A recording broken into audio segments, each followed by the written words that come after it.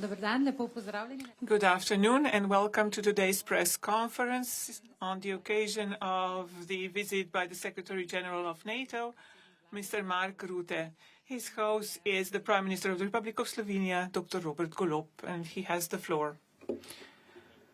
Thank you very much, dear Mark, dear Secretary General of NATO, Mr. Rutte. Today, on the occasion of this visit, Slovenia also hosts the plenary session of the Parliamentary Assembly of NATO, which means that parliamentarians of all NATO countries have gathered here in Ljubljana, those from the left, from the right, regardless of their ideology, in order to build a more secure future. This is another proof that NATO is an alliance based on the values of democracy, the rule of law, and that this, for small countries like Slovenia, this is the best possible guarantee for our collective security. Today is also a very good day for people in Gaza and Palestine and in the Middle East, because the fact that the peace process has been initiated and that the hostages were released by Hamas is a positive news from the standpoint of the future perspective, so that these killings in Gaza stop. And I would like to congratulate the US President, Mr. Trump, for being able to force people to sit down at the negotiation table for the purposes of peace. I hope that the two-state solution process will now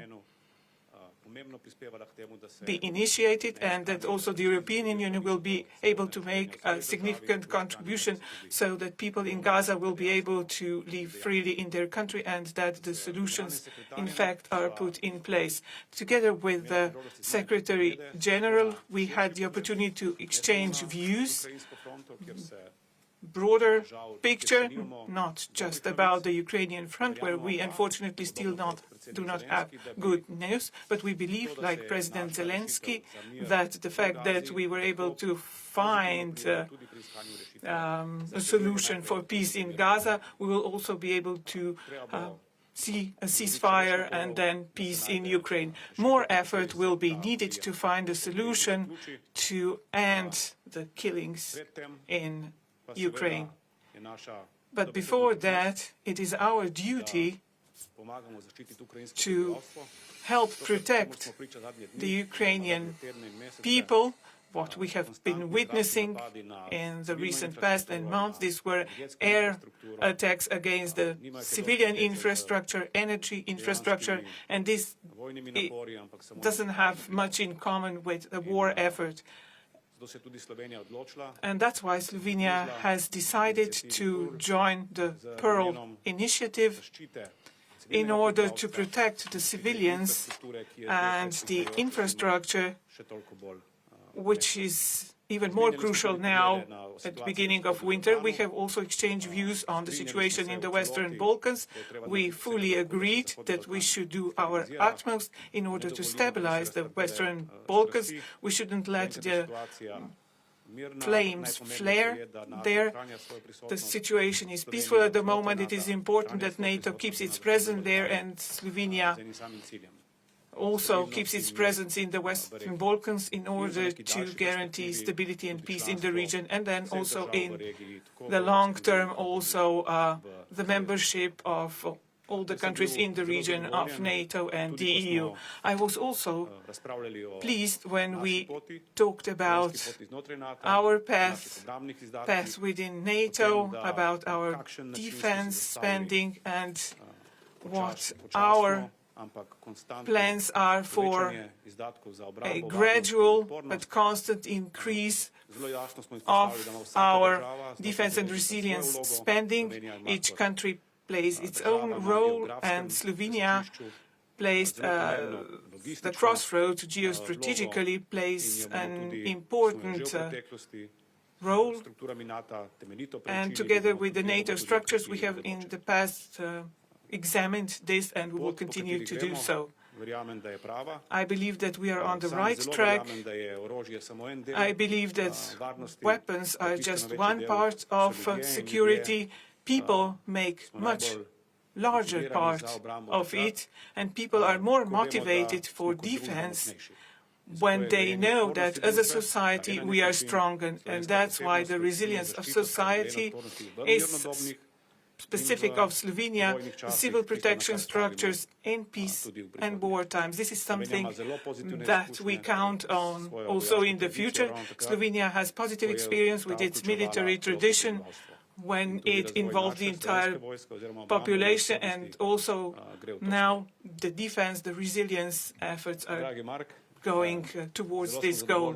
Dear Mark, we are very satisfied that you were able to join us today, and I believe that in the future together we will be able to achieve a lot, also to bring Ukraine to peace, and that we will have times when peace will no longer be a dilemma or something that we won't have to deliberate about.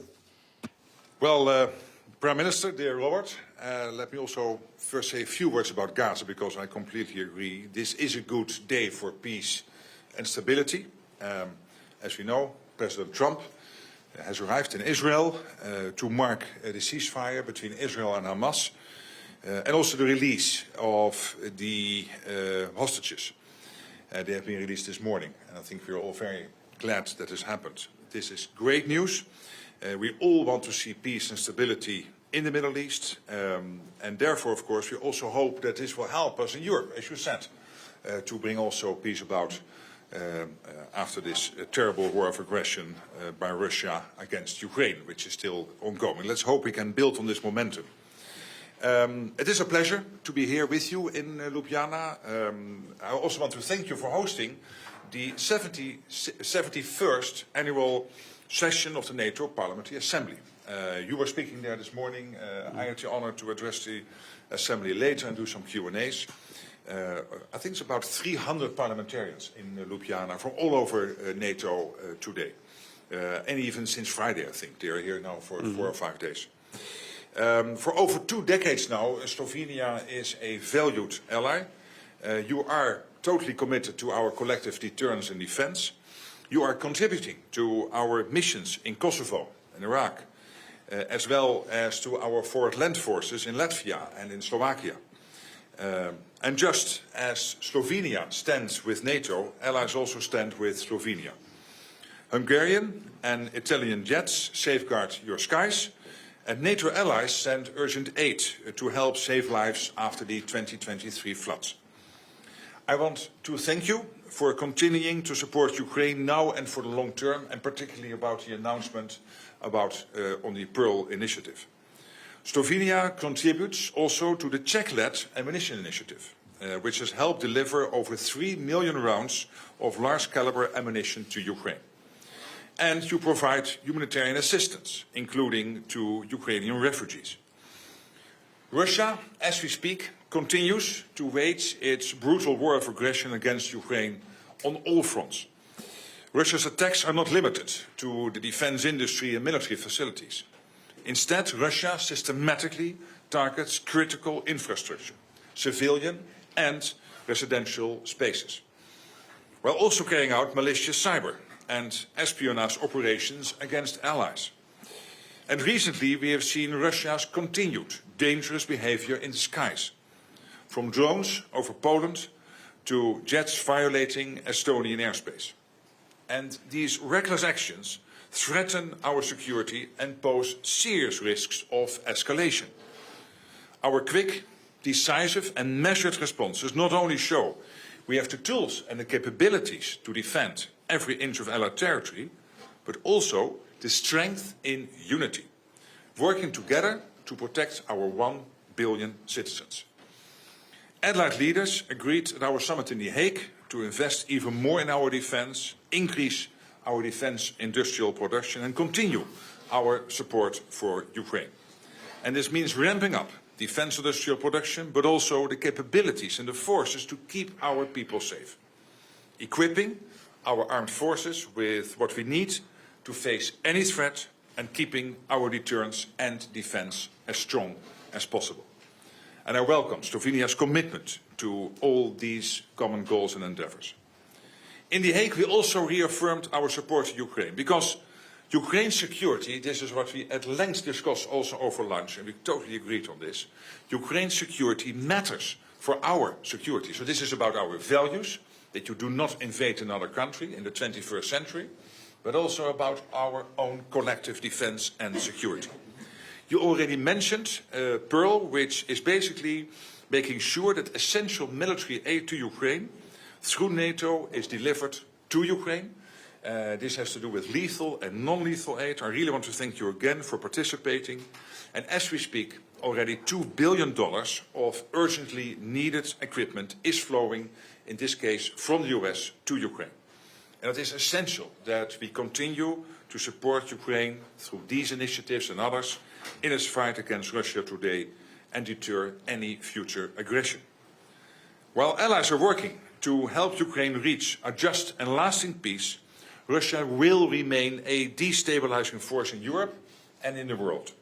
So we all need to step up. We all need to invest more and to spend more on our defense and therefore to ensure our security. So again, thank you, dear Robert, for your leadership, your team's leadership, for Slovenia's important contributions to our alliance, for hosting me here today. I feel at home here amongst friends. We had a lot to discuss. I still have some meetings coming up with the President and the President of the Parliament. But it is really great to be here, and thank you again for your wonderful hospitality. Thank you. Thank you.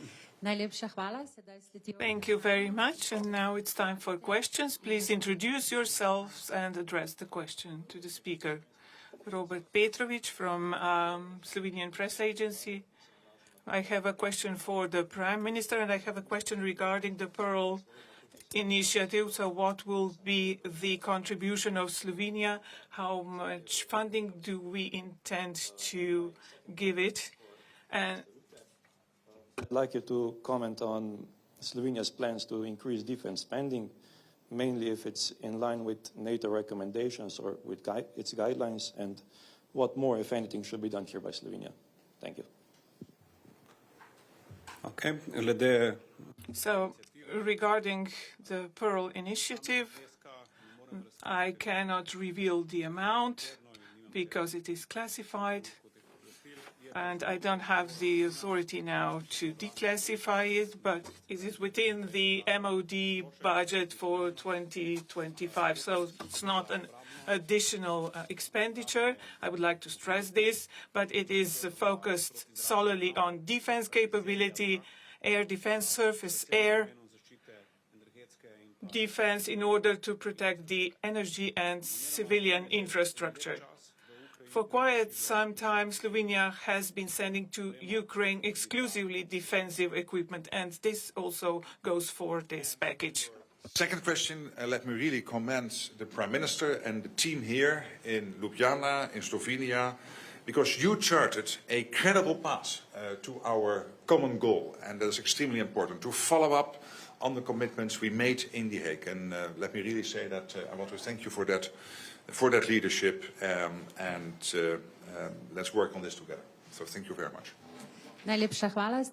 Thank you very much. This ends the press conference.